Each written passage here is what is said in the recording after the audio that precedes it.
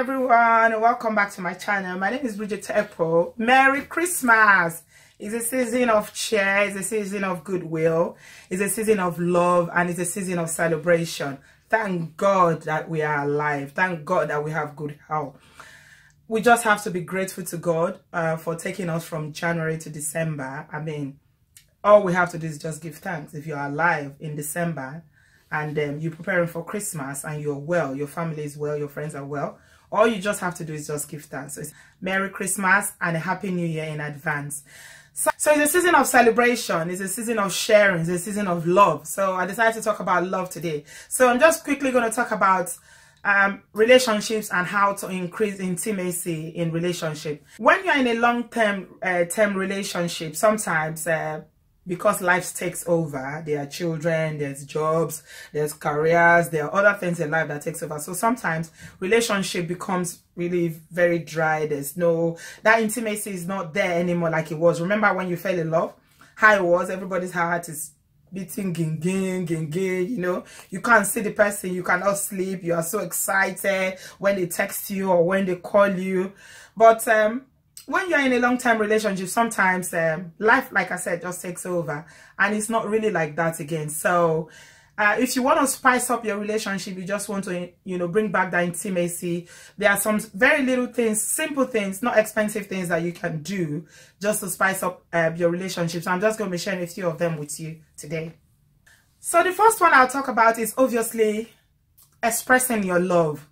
The thing about African culture is that for men especially, they struggle to express themselves. Even though they love you, sometimes saying I love you is a big deal. It's because they're not used to it. So sometimes they're embarrassed by saying it. So you find a man that, a woman that will say to her man, I love you, and they'll say, oh, thank you. Or they'll say, ah, you know now, you know I love you.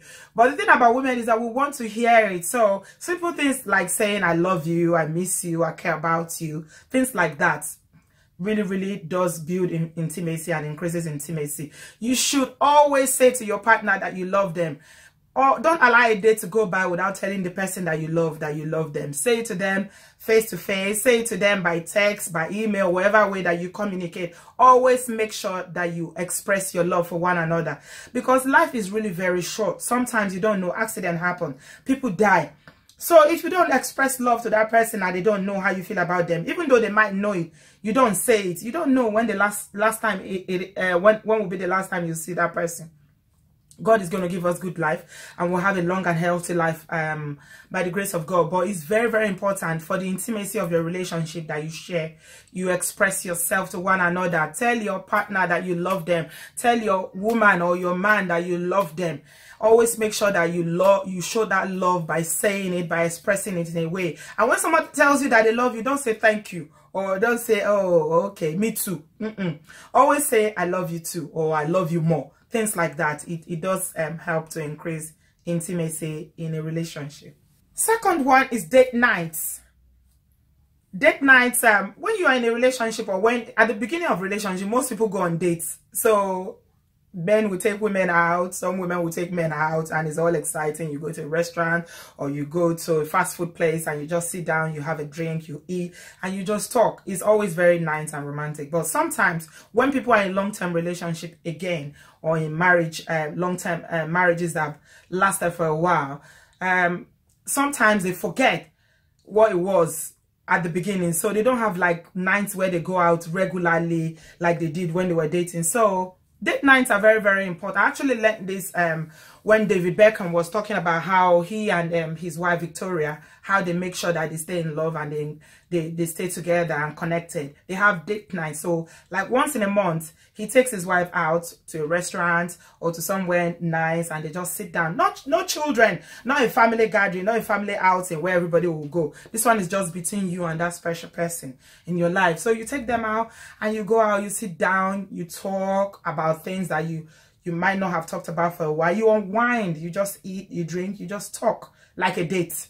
So date nights is also very important in building or bringing back intimacy in long-term relationship. Make sure that you take time out to go out.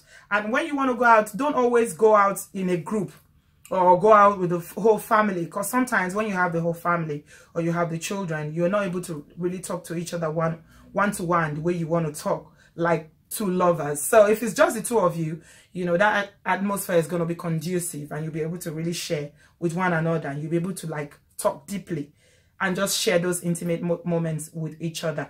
And you women out there that are watching me, it's not all the time that the man has to take you out. You too, you can take your husband out, can take your partner, your boyfriend out. Ask them, fix a date in the calendar when both of you are free, and just go out and you pick up the bill. It doesn't matter. We talk about equality all the time. I'm always advocating for equality. So when I advocate for equality for women, I also expect women to be able to pick up some of the bills sometimes, especially with regards to going out or things like that. If you think about it, is that the more intimate you are as partners, the less one person is likely to cheat.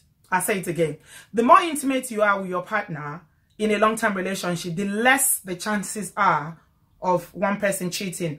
I stand to be corrected. I was talking about cheating this morning. I'm not going to go into it because that's a different topic altogether. But what I'm saying on this particular episode is ensure that you have date nights with your partner where you spend some quality time together and just express your love for one another. It reminds you of where you're coming from, where you are, and as well as aspire you to the future and where you want to head to in your relationship. So weekends away, having just the two of you having weekends away, I find that very, very rejuvenating. It's really very important from time to time that you take time off to just go away. You don't even have to travel. It can be within. I know a colleague of mine does that all the time, and she always tells me about it. I think it's so much fun when just the two of you just go to somewhere nice and quiet, and you just spend the weekend, just the two of you. It's amazing how you reflect or how you reconnect to one another when you leave your environment where you usually are, where you live daily. Just leaving that environment to go to a different place. It's amazing how it impacts on your relationship, and how it bonds. Your relationship will bond, and you know, you become closer when you do things like that. So from time to time, just take time off, just the two of you.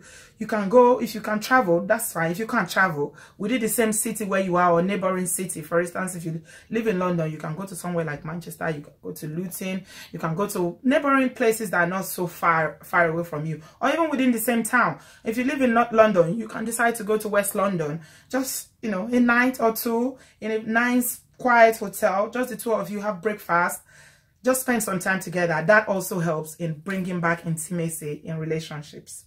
So ensure that you take time out to go away, just the two of you. If you're in a long-term relationship, does help to increase intimacy. The next one is holding hands. A lot of people are just going to laugh if I say this one, because we know as Africans, we don't hold hands. It's Oyinbo people that hold hands. And some people will argue that the reason why Oyinbo people hold hands is because their weather is cold. So I was discussing with a lady, and she was like, you come and tell my husband to hold my hand. We say, what is it? Are you a child? Why should I hold you? Why should I hold your hand? So we know our African men, again, it's not me that said it, to a lot of women are saying African men are not romantic. But I think it's more of the older generation. Most of the younger generations are not so. That's why it's very important when you are raising your boys. If you're a mother of boys, you need to raise them to be affectionate. You need to raise them to be affectionate, to be very comfortable in saying things like I love you, to be able to hold hands, to be able to do things that, you know, shares or shows love. So holding of hands is a way of intimacy. You walk around on the street every day in this our Obodo Oyinbo, you see other cultures, they hold hands. It's a way of just connecting with someone. That's why you see in some cases when someone loses someone and somebody is trying to comfort them, just holding their hands comforts them. It just without saying a word, you just hold hands. Because we know from research that 70% of our communication is non-verbal. So just holding hands is a way of communicating. It's a way of reassuring. It's a way of saying, I'm here for you. I got you. You know, so holding hands, if you don't know how to hold hands, start to learn it now. All you African men out there, learn to hold your wife's hand. Don't be walking on the street. You will be in 5 kilometers away. Your wife will be 3 kilometers walking and trying to catch up with you. You just walk and leave her. No, it's not romantic. Just hold hands. If you don't know how to do it, start learning. It's never too late to learn anything. Don't say I'm too old to do it now. There's nothing like it. Age is just a matter of the mind. So holding of hands helps to build relationship and to bring intimacy back to relationships. So make una the hold hands, so it's very, very good for relationships. All right. The next one is play. This one be like joke, but it's not a joke. Seriously, play is very, very important. You know, as children, we play. And you know, when you do child development, they will tell you the importance of play in child development. Play is very, very important. As adults, sometimes when we grow up, life takes over. People are stressed with work, with bills, with commitments, and all these issues of life that we forget what it is to play. Play is actually very important. Adults must learn how to play as well with their partners. If you're in a long-term relationship, learn to play with your husband or with your wife or with your boyfriend. Your partners, just play, have fun, gist, play, run after each other. These are the things that you probably did when you started dating. So there's nothing stopping you from doing it now. You see, it's not all the time that you always have to be serious stuff. You're so serious. You know, sometimes you can unwind, just play, run after each other in the house, crack jokes, gist. Just play like children. Forget yourself sometimes. When you do, you find that you just see yourself unwinding and removing all those worries, all those things. The thing about life is that there will always be things that worry you. There will always be life challenges. There will always be issues that bother you. But people who learn to play and not focus on their problems, you just play with your partner, you find that they have better relationships because they are able to just, with everything that is going on, they can still, you know, put that aside and just smile and play with one another, gist with one another, and just have fun with one another. If you can't stay in the same room and play with your partner, you can't stay in the same room and gist and just laugh and have a good time, play with each other like children, then sometimes it becomes very boring. Honestly, because long-term relationship is not a joke. It's not easy. It fizzles out after a while. All that gym of early relationship when you were in love and the things were mad and all the hormones and everything, all the emotions were there running. After a while, it will fade. It will fade. So these are active things that you can actually do to ensure that you bring that back, because everybody needs it. You see an old man of 70 years, he still wants to feel like that because that's life. It's what makes us happy. It's love. So learn to play off. Now, no sabi play. I'm not going to begin play now because it's going to help you to be happy and to stay in a very intimate relationship. Last one I'm going to talk about is just staring into each other's eyes. This one it's funny because, you know, I talked about it in my previous video that culturally we're not used to looking at each other's, looking at people's faces or looking at each other's eye, maintaining that eye contact when we communicate. When you grow up in an African cultural environment. But with couples that are in relationships, just staring into each other's eyes does build relationship, because it means that you have that person's attention, 100% attention. And like I said again, non-verbal communication is very, it's 70% of our communication. It's not everything that you say. There are some things that the eyes will say that the mouth cannot say. Just these eyes, just looking at somebody. Okay, I have big eyes, so try not to look too much. But just staring into each other's eyes is a wonderful thing, because it's just a way of communicating, reconnecting.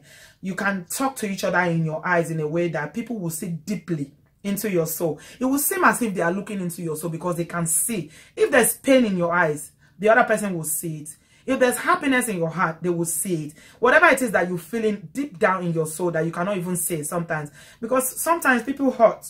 And when they are hurt, they cannot really express it because they can't put it into words. Especially if it's that person, if their partner is the one that hurt them.